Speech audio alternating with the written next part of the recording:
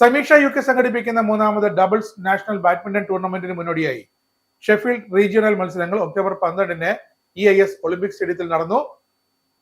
ടൂർണമെന്റിൽ അബിൻ ബേബി ആൻഡ് പ്രവീൺ കുമാർ രവി ടീമിന് 1ാം സ്ഥാനവും ടിങ്കിൾ ജോസ് ആൻഡ് ബെനറ്റ് വർഗീസ് ടീമിന് 2ാം സ്ഥാനവും ഷെയ്ൻ തോമസ് ആൻഡ് എബിൻ തോമസ് ടീമിന് 3ാം സ്ഥാനവും ലഭിച്ചു. ജിൻസ് ദേവസ്യ ആൻഡ് വിനോയ് ടീം 4ാം സ്ഥാനത്തെത്തി.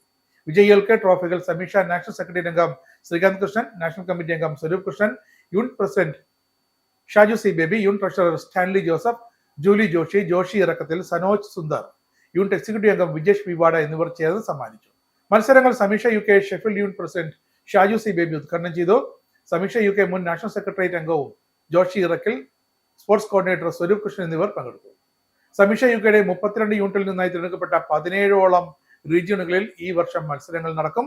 ഇതിലൂടെ നവംബർ 9-ന് ഷെഫീൽഡിൽ വെച്ച് നടക്കുന്ന ഗ്രാൻഡ് ഫിനാലിൽ മാറ്റുരയ്ക്കാനിരിക്കുന്ന മികച്ച ഡബിൾസ് ടീമിനെ കണ്ടെത്തുകയാണ് ലക്ഷ്യം.